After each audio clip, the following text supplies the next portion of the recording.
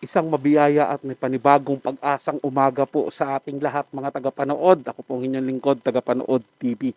Welcome back po dito sa ating YouTube channel at Facebook page. Panibagong araw, panibagong reaction video po ulit tayo mga tagapanood. At ang gagawa natin ng reaction, komento, opinion sa ngayong araw na to ay ang balitang Director Carballo tinawag na mababa ang lipad ni Kim Domingo at hindi daw bagay sa Batang Quiapo. At ito po ay galing sa channel ni Showbiz Trend Update. Nasa description po yung link na kanyang channel. Bisitahin po at pakisuportahan na rin sa mga bagong napadaan lang po dito sa ating channel. Huwag niyo po sanang kalimutan na mag-subscribe. Hit nyo na yung notification bell para lagi po kayong updated sa mga bagong video na ating ilalabas.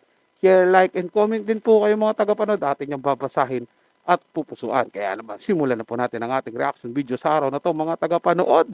Let's do this! Welcome back sa aking channel. Direktor Ronaldo Carbolo tinawag na kalapiting mababa ang lipad ang aktres na si Kim Domingo na bagong leading lady ni Coco Martin. Paunuurin at pakinggan ang buong detalye.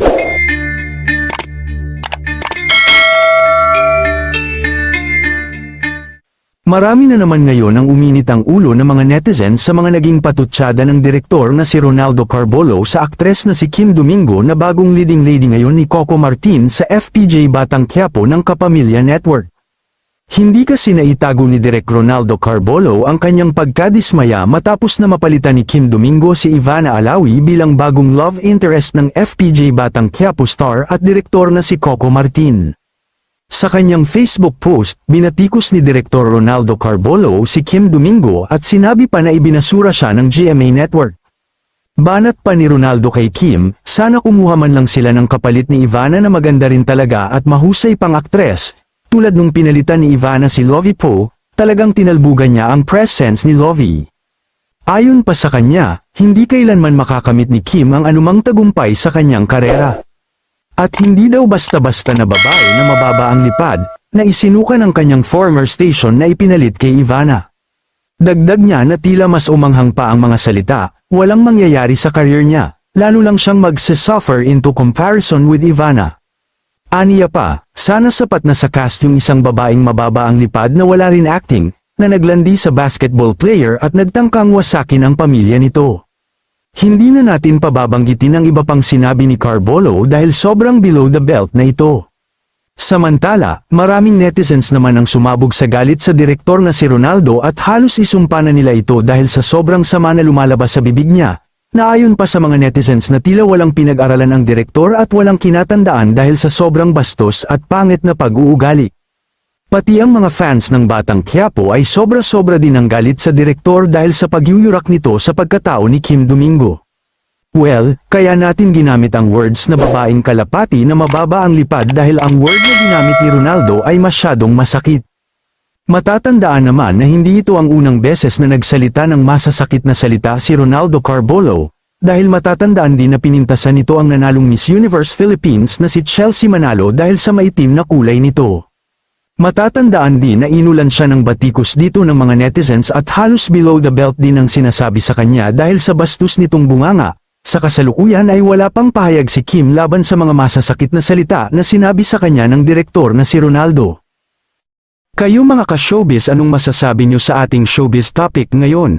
Kung may opinion kayo ay magkomento lang kayo sa aking comment section. At syempre kung bago pa lang kayo sa aking channel ay mag-subscribe na kayo para lagi kayong updated sa mga showbiz trends na ina-upload ko. Maraming salamat po. Nako mga tagapanood, hindi pa po ba tayo nasanay sa mga gantong estilo? 'Di ba? Yung ginagawa niyo na mapanira, mapanakit, 'di ba? Komento. Eh marami pong gumagawa niya nung una pa.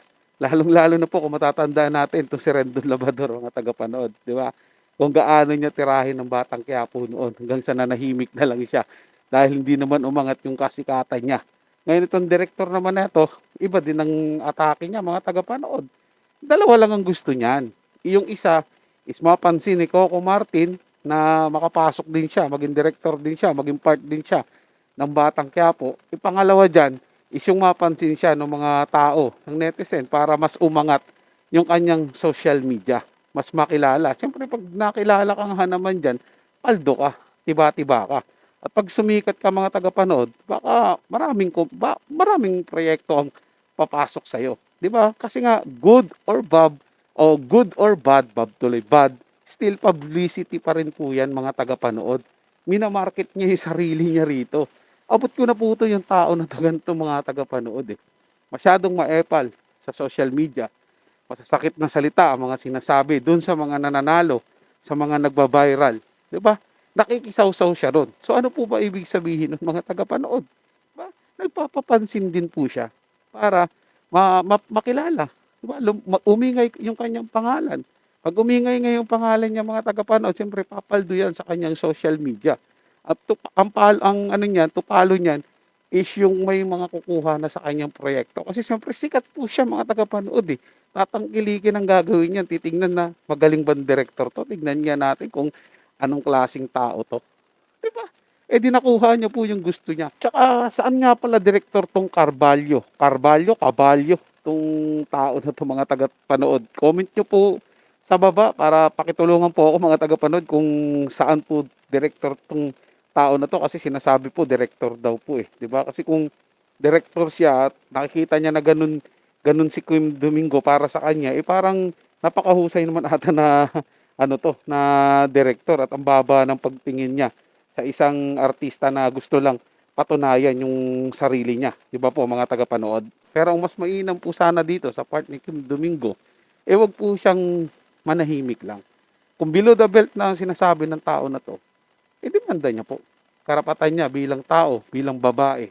Kung yurak-yurakan ng iyong pagkatao, karapatan mong idemanda. 'Di ba? Below the belt yung paninira sa iyo, 'di ba? At saka para kay Kim Domingo, mga tagapanood, galingan niya yung kanyang ginagawa. Galingan niya yung acting niya sa Batang Quiapo. Ipakita niya at isampal niya sa taong ito na mali po yung sinasabi patungkol sa kanya. Mas lalo niya pong paghusayan. Gamitin niya yung masasakit na salita ng binatawan ng direktor na to para mapakita niya yung kagalingan niya sa acting dyan sa Batang Quiapo. Hindi po ba mga tagapanood? Para ipakita niya na deserving siya at nagkakamali ang taong to. 'Di ba? Ganun po dapat ang gawin ni Kim Domingo, mga tagapanood. Ipakita niya sa taong ito. At dito naman, para matututong tao na to sa mga masasakit na sinasabi sa kanya, turuan niya na leksyon. Idemanda niya kung kinakailangan para magtanda po. So yun lang po mga tagapanood. Nagustuhan niyo po yung ating talakayan sa araw na to. At kung kayo bago lang po na napadaan dito sa ating channel, huwag niyo po sanang kalimutan na mag-subscribe. Hit nyo na rin po ang notification bell para lagi po kayong updated sa mga bagong video na ating ilalabas. Share, like, and comment din po kayo mga tagapanood. Ating yung babasahin at pupusuan. So hanggang sa muli po, ito yung Tagapanood TV. Komento at opinion lamang. Wala pong personalan. Paalam po at mabuhay po kayong lahat.